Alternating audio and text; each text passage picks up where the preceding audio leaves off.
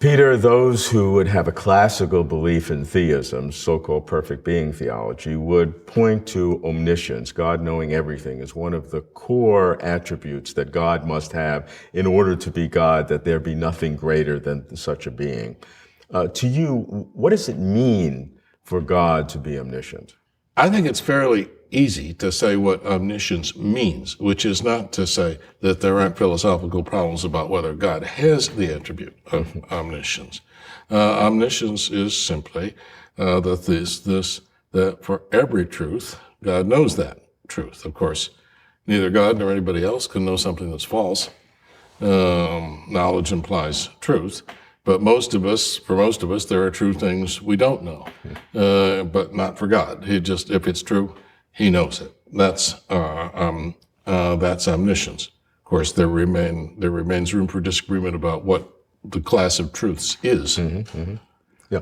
Is there a difference between God knowing infinite numbers of things and God knowing everything? It would seem there's a huge difference. Oh, well, of course. I mean, you could perhaps imagine an infinitely long line of rocks, and some being might know what each rock weighed, but not know anything else. That would be knowing an infinite number of things, but not knowing everything. One of the areas that philosophers have come up with to solve a thorny problem of how God could know the future and at the same time allow real human freedom to exist is the so-called middle knowledge, called Molanism, based on Molina, who came up with this idea. And that is that God can know before the creation what every free creature would do freely, fully freely, in any circumstance. And therefore God in the creative act would pick just that world that God wanted, but that every creature is freely acting, but God from before creation knows exactly what's going to happen. Yes, and of course, this is exactly the knowledge that an omniscient being would have if there are such truths. Let's look at it at a smaller scale. I mean, let's just consider, say, God and Eve. Suppose that God wanted Eve freely to eat the apple, to put this whole story into motion, as it were. But He didn't want to cause her to eat the apple. Thomas Aquinas said God freely caused Eve freely to eat the apple. Molina would have said that was self-contradictory. It must have done some other way.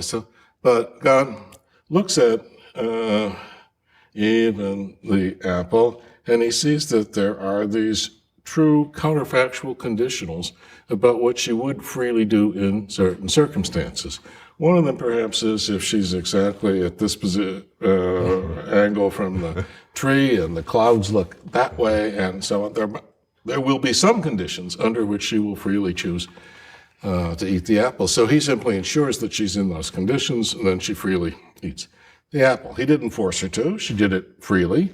He did take some things out of her choice. He did cause her to be in those circumstances, but He did not cause her or make her to eat the apple. Well, of course, if that story is true, then God can providentially govern the free actions of creatures, which is a nice feature for a theology to have, according to most theologians.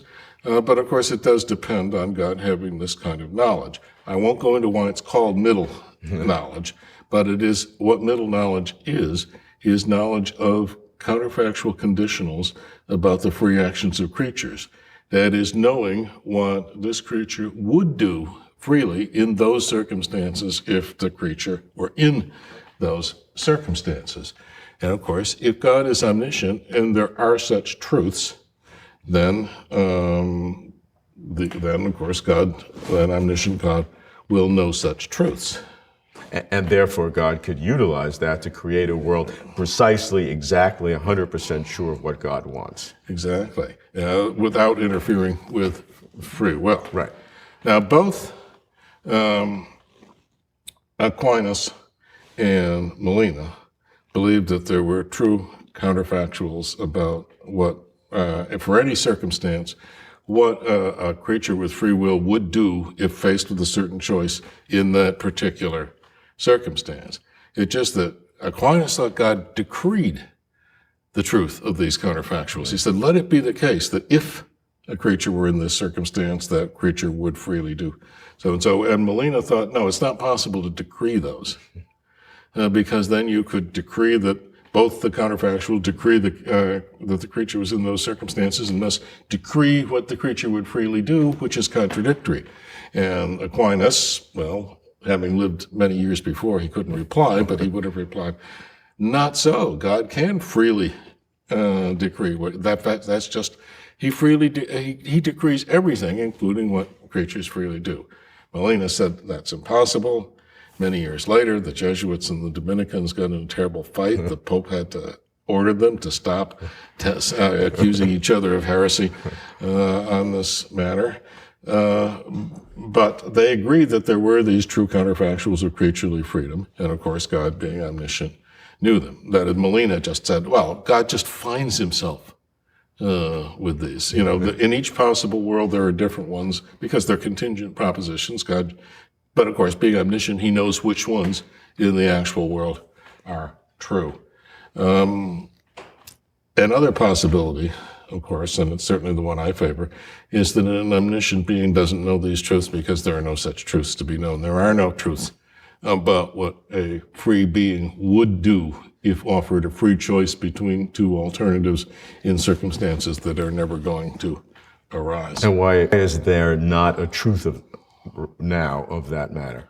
Well, I mean, suppose that I am put, consider a situation that I'm not going to be in which a student, say, offers me $1 million to raise her grade from a B to an A in my course, and under circumstances where I, rightly or wrongly, am convinced there's absolutely no chance of this coming out.